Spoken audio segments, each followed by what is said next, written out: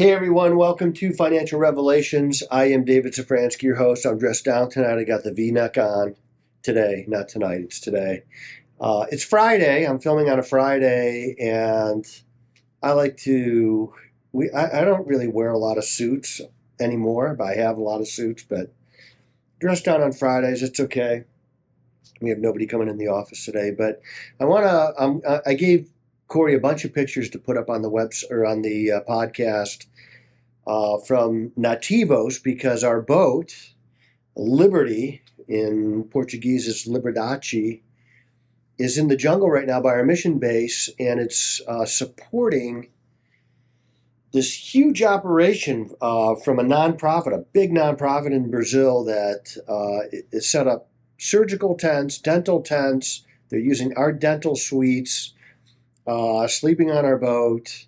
And they're bringing in people, flying them in with helicopters and doctors. There's 100 doctors there, and they're doing surgeries. And so when we're not there drilling wells or meeting with communities, the boat is still being used. The mission's at work.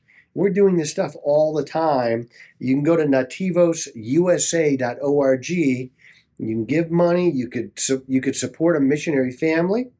You could contact me and say, hey, my church would like to do a trip. And we could probably make that work. And so just look at these pictures. It's really extraordinary that in the middle of the jungle, all this is going on. And a lot of it's really necessary because while they do have some rudimentary access to medical care, and when I say rudimentary, that's exactly what I mean. It's like a nurse with a bag going in there and saying, well, we got to take you into the city. We can't deal with this here. But when we took 2 medical personnel with us on our last trip, they treated things like an abscess in a foot, parasites, rashes, bug bites. We had the dentist with us, so we did a lot of dental stuff. So all this stuff is going on, but this is really kind of a neat project that we're coming alongside with and helping out with. It's not our project. We're just a small part of it, but I wanted you to see it so you know what are the things that are the kind of things that are going on there when we're not there and when we are there. Also, the mission trip, we're taking a mission trip in April. You could support that if you want, because we take people that can't pay, and we want to be able to pay for them. Also, the book I wrote, we're coming out with a small group study and a workbook, a personal workbook. That's going to deal with each chapter in the book. It's Melissa and I were going over it yesterday. I'm really excited about this. It's going to be awesome. We're going to do it with our small group. The Sin of Retirement, sinofretirement.com. You can go there. And especially right now, I want you to buy the Communism Sucks t-shirts. There's even a hoodie in there because communism does suck. There's these Democratic Socialists of America.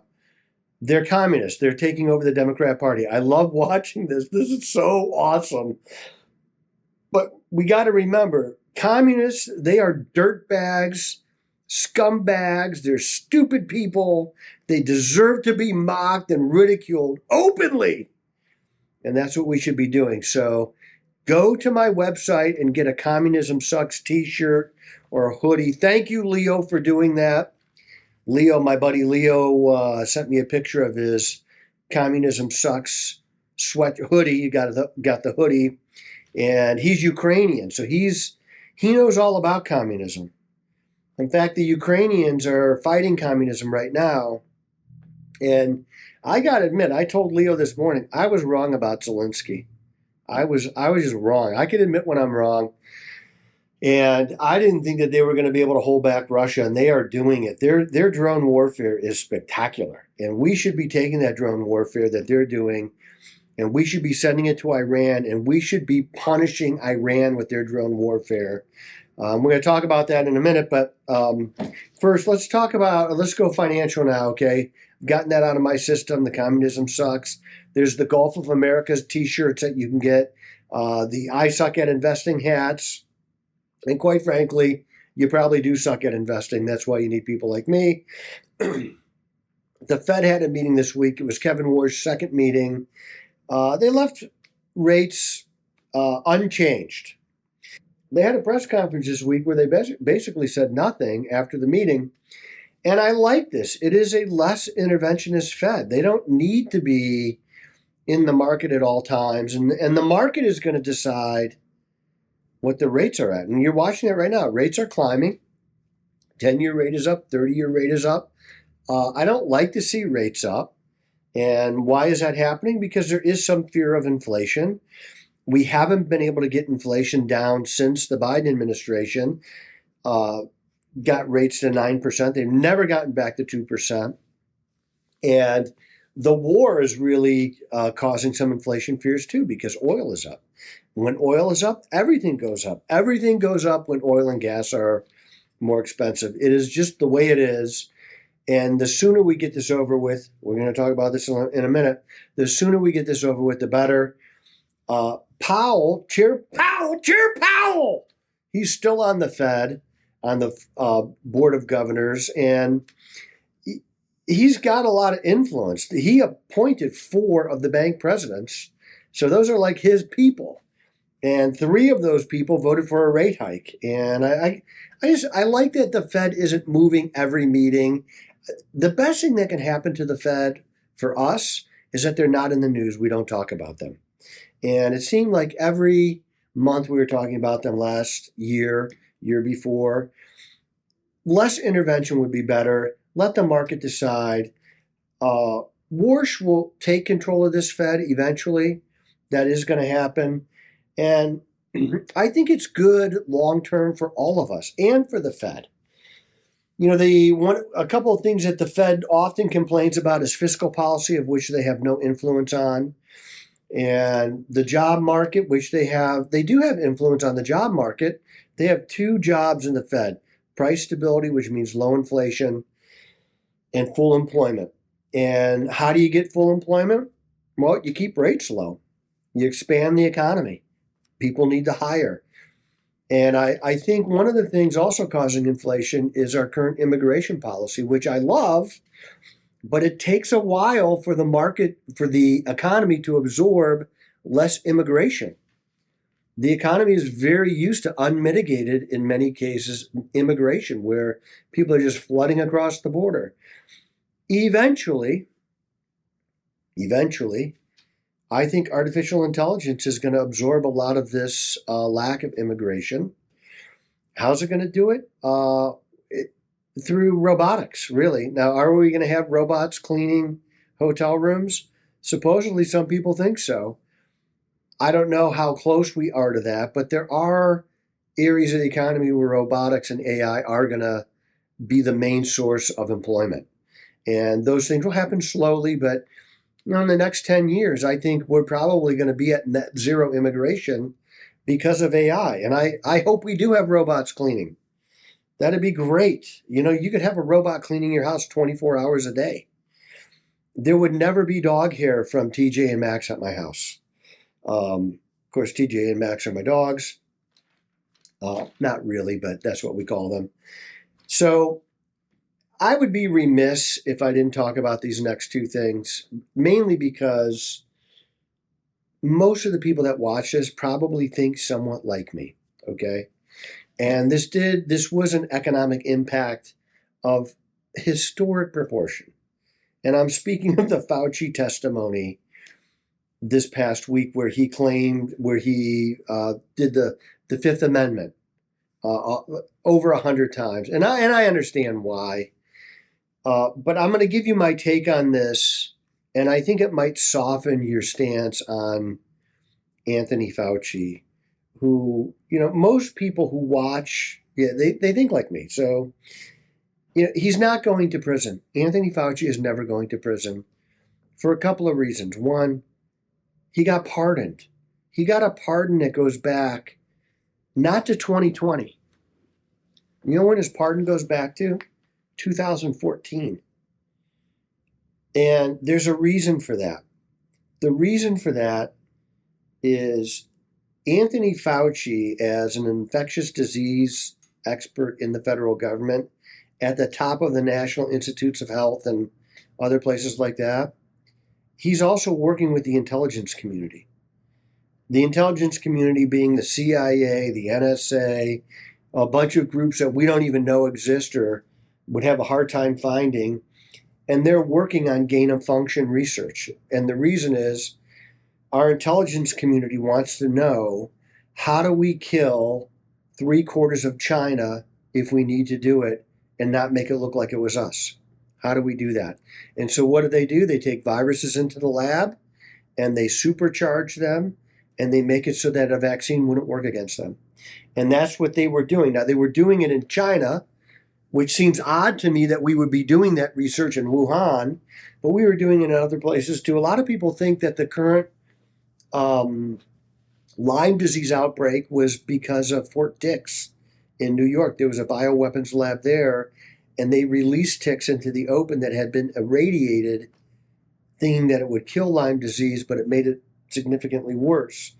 So this is the reason why Fauci got that pardon. Now, do I agree with it?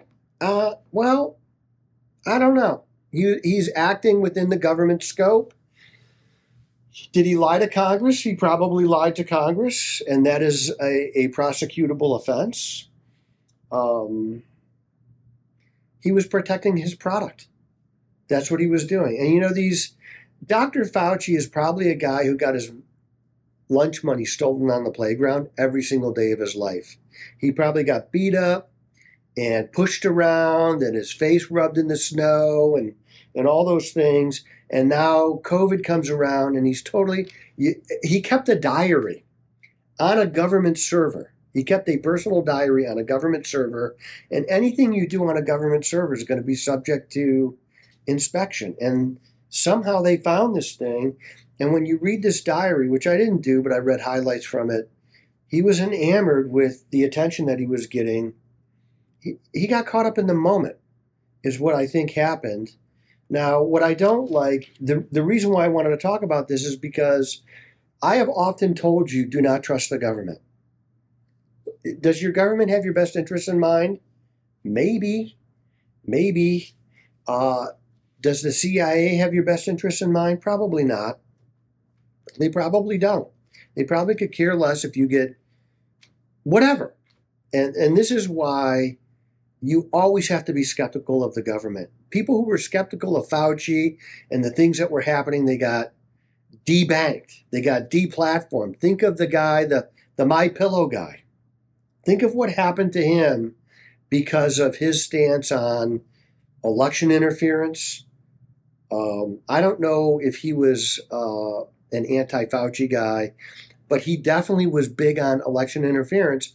And now we know that illegal immigrants have voted, that the voting rolls have been compromised by China and other countries.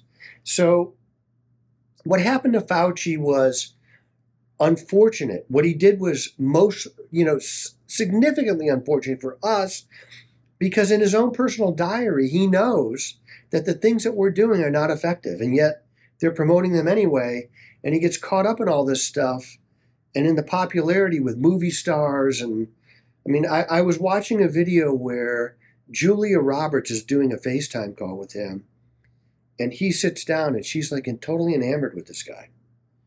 And is there a man among us who wouldn't be enthralled by that? Come on.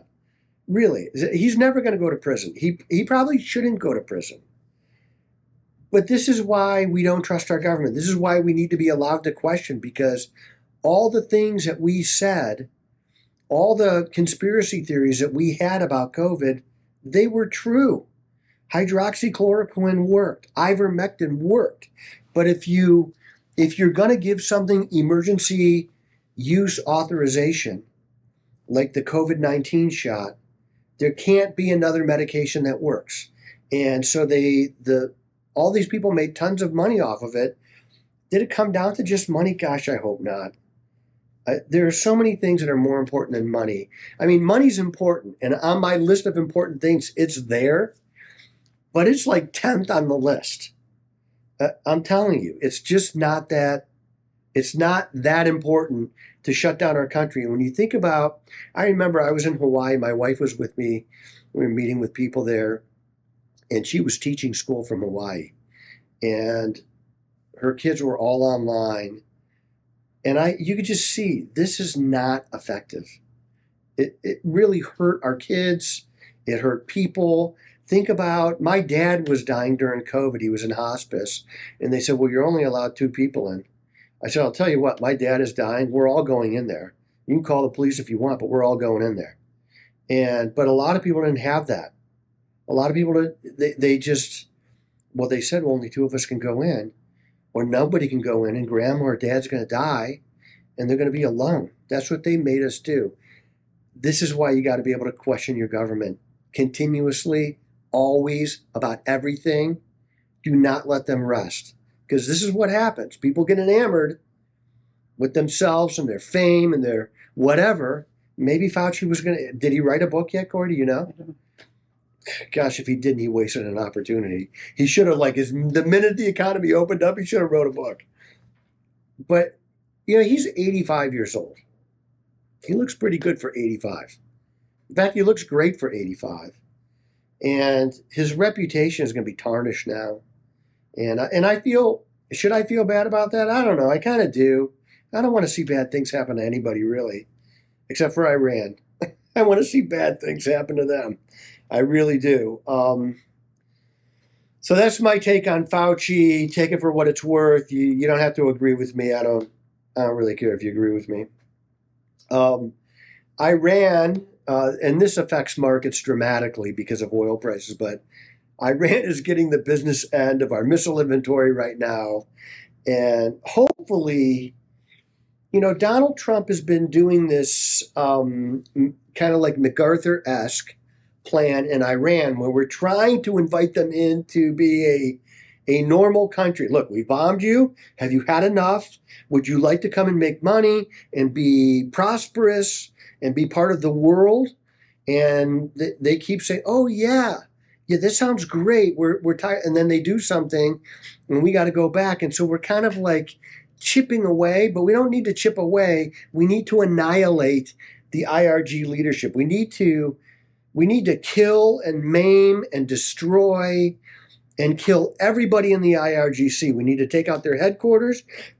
We need to let the Israelis go in there and find out where they're staying and bomb them and shoot them and destroy them. I want to see their body parts flying all over the place, because until they kill all of us, they're not going to be satisfied. And when if you want to know where I stand on terrorism, it's on their necks. I want to stand on their necks and I want to choke them out while I'm watching them die. Okay? But with all this stuff that's going on, oil has been fairly well behaved. It's less than $90 a barrel. But stock markets are really going to need this to be over. I mean, we don't need to see Iranians starving to death before this is over. That's not going to happen. We're not going to let that happen, because most Iranians, most of the people there, probably just want to live a better life, to be honest. It's these religious zealots who hate the Jews and hate us. They hate the West. Anything that has to do with the West, they hate, and they want to kill it. But markets are going to need this to be over to really rally to the next level, for our economy to really take off. And it's just, he's got to do it now. We cannot go back and sign another MO stupid U. These are stupid. And I understand what he was trying to do, but I hope somebody's talking sense into President Trump and saying, look, you can't negotiate with somebody who lies every time you negotiate. It's impossible to negotiate with those people. So we have one choice left. We're breaking it. We got to break it all the way. Just go over there and break everything that is militarily significant. And the IRGC, they're either going to come to us on their knees and beg for forgiveness, or we're going to blow their heads off. That's where we're at. So I do think that's where we're going. That's the direction that we're headed. I think something big is going to happen, and I think we're going to tear them apart militarily and financially, And I'd like to see us take over their oil and pay everything back. We'll give them a little bit of money so they can sustain and make a rent payment, but that's about it. I am David Szafranski, a real American, a true red-blooded patriot, a 10-year veteran of the U.S. Army, and the voice you can trust.